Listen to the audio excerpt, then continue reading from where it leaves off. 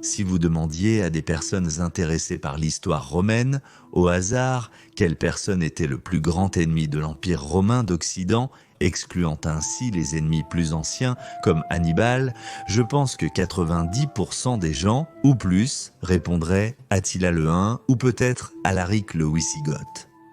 Et en effet, ces ennemis étaient vraiment redoutables qui ont infligé beaucoup de dommages à l'Empire romain et causé beaucoup de souffrances parmi la population romaine. Cependant, que diriez-vous si je vous disais que la personne qui a probablement causé autant de dommages à l'Empire romain d'Occident que nous pourrions effectivement dire que c'est la personne principalement responsable de la chute de cet empire était Gésric, le roi des Vandales. Au 5e siècle après JBC, l'Empire romain était attaqué de tous côtés. Fin 406 ou début 407 après JMC, une grande quantité de différentes tribus germaniques avaient réussi à percer les défenses romaines du Rhin, se déversant ainsi dans les provinces romaines de Gaule et d'Espagne. Parmi ces tribus germaniques se trouvait une tribu particulièrement féroce appelée les Vandales. Dans cette vidéo ici, j'ai parlé plus en détail de l'histoire antérieure des Vandales et de leurs origines possibles. Et parmi cette tribu, Vandale, il y avait un jeune homme de 16 ou 17 ans appelé Gaiséric. Gaiséric est né en 389 ou 390 après Jésus-Christ dans la région de Pannonie, donc dans l'actuelle Hongrie, près du lac Balaton. À 16 ou 17 ans, il était donc très probablement déjà en âge de combattre et avait très probablement déjà participé activement aux batailles de la traversée de la frontière du Rhin à la fin de 406 ou au début de 407 après Jésus-Christ. Les fédérati francs, soldats fédérés combattant pour l'Empire romain, ont presque repoussé l'attaque des Vandales et de nombreux Vandales sont morts contre les Francs. Certaines estimations suggèrent des pertes très élevées se chiffrant en milliers. Le père de Gésric est mort dans cette guerre contre les Francs, et dès lors, les Vandales et les Francs étaient des ennemis jurés. Mais les Alains et d'autres tribus germaniques ont rapidement rejoint les Vandales et ils ont donc pu, à un moment donné, surmonter les Francs et enfin, ils ont pu se déverser dans les provinces de Gallia et Hispania de l'Empire romain d'Occident. Après la mort du père de Gésric lors des batailles de la traversée du Rhin, le frère de Gésric, Gundaric, est devenu le roi des Vandales. Dans les années suivantes, les Vandales, comme les autres tribus germaniques qui avaient réussi à percer la frontière du Rhin dans l'Empire romain d'Occident. Les Burgondes, les Alains et les Suèves. Les Vandales ont erré sans but pendant un certain temps, causant beaucoup de chaos et pillant les domaines fonciers sur leur passage. Ces tribus germaniques étaient toujours avides de butin et de pillage. Enfin, les Vandales se sont installés autour de 409 ou 410 dans la province romaine d'Hispania. Dans les années 410 et au début des années 420, les Vandales se sont battus contre presque tout le monde. Contre les Suèves, contre les Wisigoths et bien sûr contre les Romains, où ils ont souvent, mais pas toujours, émergé victorieux. Vers 425, ils ont réussi à conquérir Carthago Nova et Istalis, obtenant ainsi un accès à la côte méditerranéenne et forçant les Romains à leur montrer comment construire des navires. En 428, peut-être lors d'une bataille contre les Suèves, Gunderic, roi des Vandales, est mort. C'est alors que Gésric a repris la royauté des Vandales de son frère. Gésric a immédiatement décidé que son peuple vivrait probablement une meilleure vie en Afrique qu'avec les guerres constantes contre les Romains, les Wisigoths et les Suèves en Hispanie.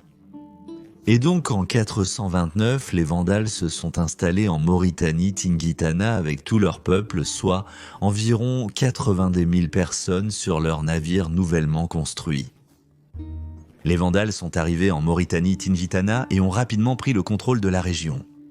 Et à partir de maintenant, l'incroyable génie stratégique de Gésric brillera. En gros, chaque tentative des Romains pour vaincre Gésric échouerait. Au début, l'avancée des Vandales pouvait parfois être arrêtée. Le général romain occidental Bonifacius a eu un certain succès initial à ralentir les Vandales et à leur infliger des pertes. Mais ensuite, en 430, Gaiseric a vaincu Bonifacius et ce dernier a dû se retirer dans la ville fortifiée d'Hipporégius, la même ville où vivait Augustin d'Hippone. Les Vandales ont assiégé la ville pendant une année entière jusqu'à ce qu'elle tombe finalement en 431. Et Augustin d'Hippone est probablement mort pendant ce siège. Mais Bonifacius a réussi à fuir avant la chute de la ville avec certains de ses troupes. En 431 donc, l'Empire romain d'Orient a envoyé de l'aide sous la direction du Magister Militum Germanique Aspar. Les Romains de l'Est sous Aspar et les Romains de l'Ouest sous Bonifacius se sont unis et ont affronté à nouveau Gaiseric dans une bataille en plein champ près de Hipporégius. Et incroyablement, Gaiseric a de nouveau gagné, révélant son incroyable génie stratégique. Bonifacius est mort plus tard dans une bataille contre l'autre général romain de l'Ouest, Flavius Aetius, dans une autre guerre civile insensée. Classique, vraiment classique romain, au lieu de s'unir contre les envahisseurs germaniques, ils ont continué à se battre entre eux également. Aspar a au moins pu contenir les Vandales par la suite, mais il a été rappelé en 434 à l'Est parce que les uns avançaient. Et donc, l'Empire romain d'Occident n'a eu d'autre choix que de faire la paix avec les Vandales. Dans un traité en 435, les Vandales ont reçu une partie de la province d'Afrique proconsulaire et ont été faits fédérati de l'Empire. Mais bien sûr, Gaiseric n'était pas satisfait de cela. Non, pas Gaiseric, ce psychopathe avide et brillant. Car immédiatement après 435, il a bien sûr secrètement préparé à la guerre. Et Gaiseric était un maître dans l'utilisation des guerres civiles romaines ou d'autres guerres romaines à son avantage. Quand, en 436, il y a eu une révolte dans le royaume burgonde qu'Aetius a dû réprimer, et quand ensuite une guerre avec les Wisigoths a éclaté en 436, Gaiseric a vu que son heure était venue. Il a attendu un peu plus jusqu'à ce qu'il ait rassemblé plus de forces et a attaqué en 439 la province de Byzarcaïna sans déclaration de guerre, violant ainsi le traité de paix de 435. Il a continué à assiéger Carthage et la village a été prise relativement rapidement en octobre de 439 après Gilles Indiali. De nombreux navires de guerre romains sont tombés entre les mains des Vandales qui étaient stationnés dans le port de Carthage. Mais comme Aetius était toujours occupé à combattre en Gaule et en Hispanie, il ne pouvait pas faire grand-chose contre Gaiseric. En 440, Gaiseric a attaqué la Sicile. Il a assiégé Panormus et aurait pu occuper la ville de Lilybium. En 441 alors, les Romains de l'Est ont rassemblé une flotte massive afin d'aider l'Ouest à récupérer la province d'Afrique. Cette flotte, qui était sous le commandement de 3 généraux appelés Aérobindus, Ancilla et Germanus, est arrivée en Sicile plus tard en 441, vainquant toutes les forces vandales sur l'île. Et cela aurait pu être tout, cela aurait pu être la fin de Gaiseric. Mais qu'est-ce qui s'est passé? Qu'est-ce qui s'est passé? Attila est arrivé. Les Huns approchèrent de l'Est au pire moment possible. J'ai lu quelque part, je ne me souviens pas exactement où, mais cela semble très logique, que Gaiseric avait envoyé des envoyés aux Huns pour dire à Attila que les Romains de l'Est seraient vulnérables, car ils avaient retiré une quantité massive de navires et de troupes, et que maintenant serait le moment d'attaquer. Et donc les Romains de l'Est ont dû retirer leur flotte. Et encore une fois, la ruse de Gaiseric avait gagné. Son réseau d'informateurs, d'émissaires et de diplomates s'est avéré crucial pour déjouer cette attaque romaine de l'Est. Gaiseric n'était pas seulement intelligent et impitoyable, mais il savait toujours ce qui se passait dans le monde, qui allait attaquer qui, et en conséquence, il planifiait ses stratégies comme un joueur d'échecs génial et psychopathe. En conséquence de cette expédition ratée, un nouveau traité de paix a dû être établi en 442 dans lequel les Vandales obtiendraient la province d'Afrique. La Maurétanie était toujours sous le contrôle romain occidental. Mais en réalité, pas tant que ça, c'était un coup brutal pour l'Empire romain d'Occident et à mon avis, ce qui l'a vraiment tué. Sans les revenus fiscaux de l'Afrique, l'Empire romain d'Occident ne pouvait tout simplement pas lever de nouvelles armées, ni même entretenir les existantes. et avait donc de moins en moins de fonds pour lutter contre la menace barbare grandissante. Intéressant cependant, les expéditions de céréales vers l'Italie et Rome ont continué. Contrairement à ce que beaucoup pourraient croire, mais bien sûr, maintenant les Romains devaient payer pour les céréales, alors qu'auparavant elles étaient gratuites. On pourrait penser que Gaiseric serait enfin satisfait de ce qu'il avait accompli, mais non, pas Gaiseric. En 455, il a conquis la Sardaigne, la Corse et Malte et a pillé la côte de l'Italie. Puis, en 455, il a de nouveau, rusé et impitoyable comme il l'était, utilisé le chaos total à Rome à son avantage. En peu de temps, d'abord Aetius, le général de l'Empire romain d'Occident, a été assassiné par l'empereur Valentinien III et seulement un an plus tard, l'empereur lui-même a été assassiné par des loyalistes d'Aetius. Ainsi, l'Empire romain d'Occident sombra dans un chaos total. Gaiseric a immédiatement utilisé cette situation à son avantage, a préparé la flotte, a navigué vers l'Italie et a pillé Rome elle-même en 455. Après 14 jours de pillage incessant, Gaiseric est reparti avec une quantité incroyable de butin et avec le reste de la famille impériale occidentale. C'est ce qui a fait que le nom des Vandales est encore connu partout aujourd'hui, à savoir que le mot vandalisme vient de cette tribu germanique. Je suis sûr que Gaiseric serait surpris s'il savait que c'est le seul héritage durable que les Vandales ont laissé au monde. En 460 alors, les Romains essaieraient une autre fois de reconquérir la province perdue de l'Afrique sous l'empereur héroïque Majorien, à qui j'ai dédié cette chaîne. Mais Majorien a fait une erreur critique.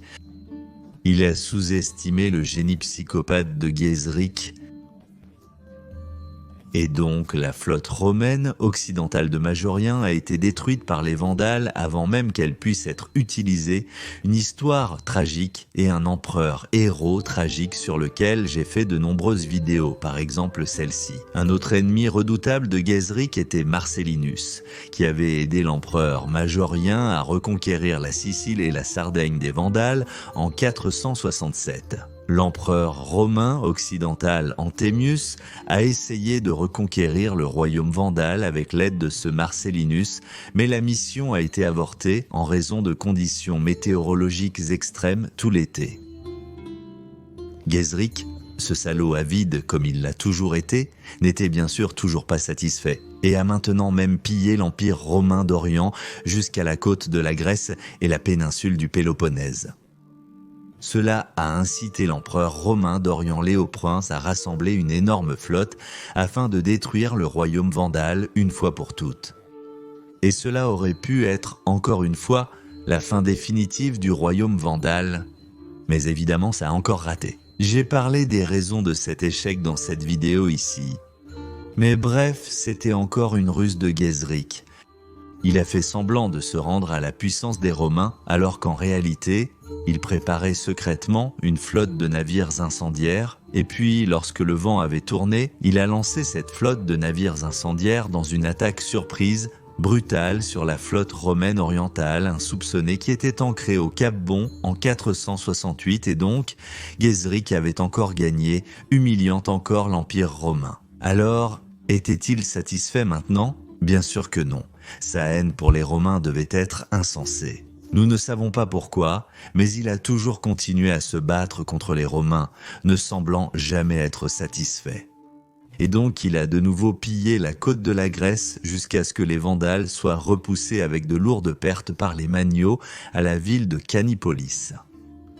En représailles, les Vandales ont pris 500 otages grecs et les ont brutalement assassinés. Telle était l'extrême brutalité de Gaiseric, roi des Vandales. Un psychopathe impitoyable et très intelligent, toujours en train de comploter et toujours déterminé à conquérir et détruire. Ce n'est qu'en 474 que la paix a été établie avec l'Empire romain d'Orient. Lorsque Gaiseric est finalement mort en 477, ce fléau des Romains à l'âge insensé de 87 ou 88 ans, l'Empire romain d'Occident avait officiellement pris fin une année plus tôt. Durant sa vie exceptionnellement longue, Gaiséric avait été témoin d'innombrables batailles. Quand il était à la frontière du Rhin en 406, l'Empire romain était encore absolument intact. Et quand il est mort, l'Empire romain d'Occident n'existait plus. Et lui-même avait joué le plus grand rôle dans cette chute. Il avait repoussé 5 tentatives majeures de reconquête du royaume vandale. Encore et encore, il avait vaincu les Romains. C'était son génie rusé qui avait fait du royaume vandale une puissance redoutée de la Méditerranée. Et ainsi, Gaiséric, et non Attila ni Alaric, était le véritable fléau des Romains. Si vous avez aimé cette vidéo, veuillez envisager de soutenir cette chaîne via Patreon ou via une adhésion YouTube, car c'est votre soutien qui rend cette chaîne possible. Vous auriez toute ma gratitude. Évidemment, merci à tous ceux qui soutiennent Majorianus. Vous êtes incroyables. Et si vous voulez en savoir plus sur comment Majorian a essayé de reconquérir le royaume vandale, vous pouvez regarder cette vidéo dans le coin supérieur droit. Mais si vous voulez en savoir plus sur pourquoi la tentative de reconquête du royaume vandale en 468 a échoué, vous pouvez regarder l'autre vidéo dans le coin inférieur droit. Merci encore à tous les amis de l'histoire romaine. Gratias tibiago et bene valete.